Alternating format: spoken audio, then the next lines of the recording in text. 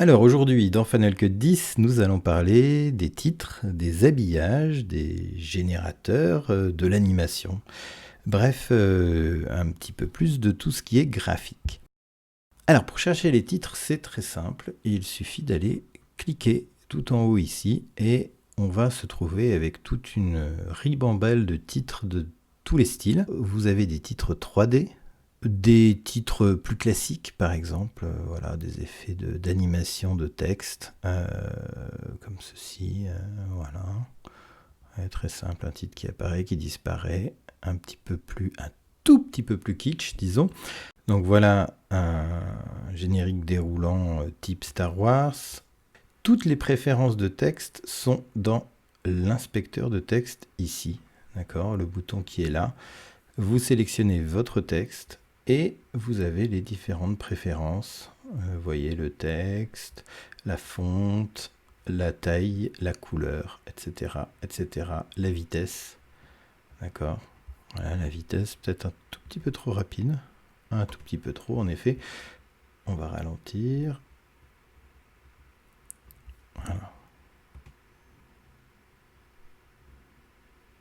Vous avez compris le principe. Vous avez des styles préenregistrés, plutôt kitsch en général.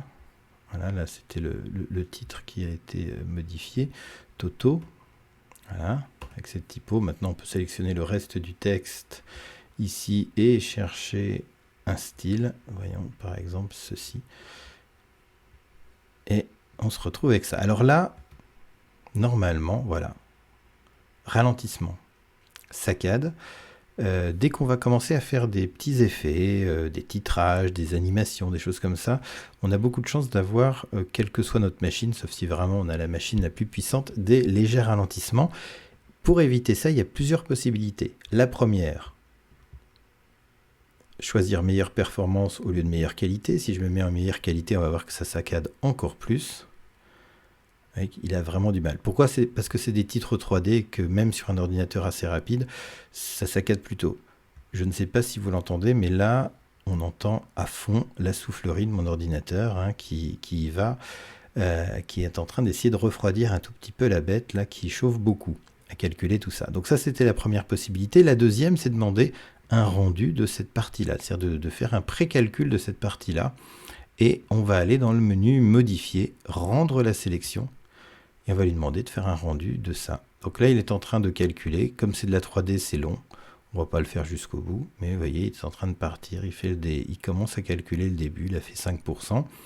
Je vais l'annuler. Il y a une autre possibilité, peut-être la meilleure, c'est d'aller dans les préférences. Et si vous allez dans l'onglet lecture, vous pouvez demander un rendu en arrière-plan. Et là, l'ordinateur va calculer de lui-même sans avoir besoin de lui demander de faire un rendu. C'est lui qui le fait quand il en a besoin. Regardez maintenant dans la timeline, vous voyez que là où il y a des petits traits pointillés, ici, là, c'est que l'ordinateur a besoin de faire des rendus pour pouvoir faire du temps réel. Voilà. Donc là, si je me mets en lecture ici, pour l'instant, vous voyez que c'est pas encore rendu, loin de là, mais il est en train de calculer. Regardez une dernière chose, c'est en pause. Ah, ça s'est remis à calculer. Pourquoi? Dès que je me mets en lecture, voilà, j'appuie sur la barre espace, je me mets en lecture, vous voyez qu'il se met en pause. Il ne peut pas faire des rendus en même temps qu'il fait la lecture. Mais c'est lui qui se relance automatiquement. Donc voilà, là il fait les calculs tout seul. Donc, la gestion des titres et des habillages est relativement simple. On peut positionner un titre directement sur une image et on voit que le titre est en transparence. On peut positionner le titre entre deux vidéos dans la timeline et le titre est bien sûr sur un fond noir. L'autre possibilité, c'est de positionner le titre, par exemple, sur un arrière-plan. Et dans ce but, nous avons des générateurs. Par exemple, des générateurs de textures, des arrière-plans animés. Ici, voilà, prenons celui-ci. Et on va rajouter un titre très simple. Par exemple, ici, voilà, un titre sous-titre, comme ça, que je vais positionner par-dessus. Titre, sous-titre. Voilà, on va juste changer justement l'un et l'autre. Alors je me mets sur titre. Je vais appeler ça mer par exemple. Je vais sur le sous-titre, un film de moi. Voilà, générateur plus titre simple. Ok. Donc maintenant, ce qu'on va faire, je vous laisse explorer tout ça. On va aller un tout petit peu plus loin et faire un clic droit. Par exemple, tiens, allons chercher quelque chose d'un peu particulier comme ici, ce titrage un peu blockbuster américain. Hein. Voilà. CTRL-clic ou clic droit. Ouvrir une copie dans Motion. Qu'est-ce que c'est que ce truc-là? Alors, déjà, vous voyez qu'il en a fait une copie. Et pendant qu'il fait ce qu'il a à faire, c'est-à-dire ouvrir le logiciel Motion, juste une petite présentation. Pour ceux qui connaissent After Effects, Motion est l'After Effects de Apple.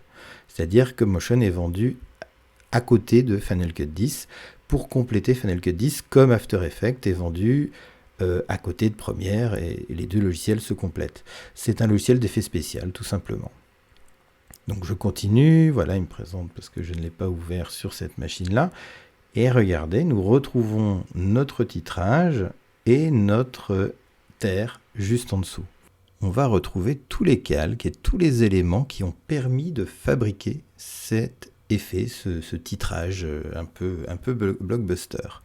Alors je vais juste faire une chose, je vais importer un élément ici à la place de la terre, un petit smiley, vous voyez le coup venir. Voilà, on va le mettre ici, on va supprimer la terre, on va positionner le petit smiley à la place. Voilà. Et on va faire un lever de smiley à la place d'un lever de terre. Voilà mon smiley ici. On va se positionner là. On va lui demander d'enregistrer l'animation. Et on va faire mon smiley qui se lève comme ça jusque là. Voilà. Et donc on a bien une animation entre les deux. Bon, l'idée ici n'est pas, bien sûr, pas du tout d'apprendre Motion, mais de vous montrer les possibilités offertes par le couple Motion Final Cut 10. Avec pour la possibilité pour les gens qui n'ont pas du tout envie de se lancer dans un logiciel aussi compliqué que Motion, qui veulent juste faire du montage, la possibilité donc de demander à des graphistes qui connaissent Motion de leur faire déjà des titres ou des éléments originaux dans ce logiciel qu'ils peuvent utiliser très simplement dans Final Cut 10 ensuite. Et maintenant, on va retourner dans Final Cut 10. Mais avant, juste un petit, tout simplement, enregistrer. Voilà, je vais copier, je laisse copier, je quitte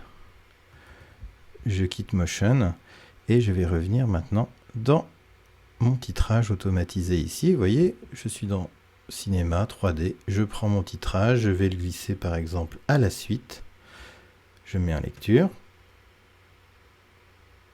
Ça marche, c'est pas tout à fait en temps réel, mais il suffirait de faire un rendu ou peut-être de se mettre en meilleure performance, on va voir tout de suite. C'est parfait. Ça fonctionne. Et maintenant, je n'ai plus qu'à remplacer le titre pour écrire Smiley à la place. Et maintenant, on va regarder ce que ça donne en lecture. Donc on voit que ce couplage entre Final Cut 10 et Motion va permettre à des monteurs d'utiliser des sortes de templates fabriqués sur mesure, ou bien sûr utiliser ceux qui sont déjà dans la bibliothèque ici. Pour terminer, parlons d'animation. On a vu des éléments tout préfabriqués que l'on peut réanimer ou faire animer dans un logiciel d'effet spécial, mais sachez que chaque élément vidéo, titrage, graphisme par exemple, une petite bulle ici, chaque élément peut être animé directement dans Final Cut 10. Par exemple, prenons cette petite bulle ici, je voudrais tout simplement la faire arriver dans l'image. Comment faire ? Vous sélectionnez votre élément, vidéo, texte ou élément graphique. Vous allez dans l'inspecteur, comme d'habitude, vous ramenez l'inspecteur et on va aller ici dans l'animation. Et dans la partie animation, on va voir qu'on va pouvoir changer par exemple la position, la rotation, l'échelle, le point d'ancrage, etc., voir le recadrage et ainsi de suite. Donc pour animer un titre, il va falloir rentrer ce qu'on appelle des points clés. Les points clés, c'est ce que vous voyez ici, là, et je peux rajouter un point clé quand je veux. Ça fonctionne comme le son, sauf que c'est pour animer de l'image au lieu de monter ou descendre un niveau sonore. Donc par exemple, ici on va faire le point d'arrivée, on va dire qu'on veut que notre titre, notre petite bulle là ici, soit affichée à cet endroit-là, pile ici. Et je vais rajouter un point clé. Je vais retourner en arrière et je vais lui dire ici que l'élément va sortir de l'écran, par exemple, par la gauche. Enfin, plutôt va rentrer par la gauche. Maintenant, je me mets en lecture. Il a créé automatiquement un autre point clé. Et quand je me mets en lecture, on a bien l'élément qui vient se positionner. Maintenant, on va regarder où sont ces points clés, puisqu'on ne les voit pas dans l'inspecteur ici. On va regarder plus en détail. CTRL-clic. Afficher l'animation vidéo. Et là, on voit, si on zoome un petit peu, on voit dans Transformer, on peut demander la position, comme ça on ne verra que la position, on voit dans Transformer le point clé de départ et le point clé d'arrivée. Voilà notre animation. Si on veut que ces deux points clés, que l'animation soit plus rapide, on rapproche les deux points clés, on se met en lecture, et voilà, l'animation est beaucoup plus rapide ou beaucoup plus lente, si l'on veut. Voilà, on voit et puis elle redisparaît à la fin, mais ça c'est l'animation automatique du titrage qui se trouve ici. Donc, tout est animable, la rotation, la position, l'échelle, on peut absolument faire ce qu'on veut. Voici donc la fin de cette partie pour le titre, l'habillage et l'animation.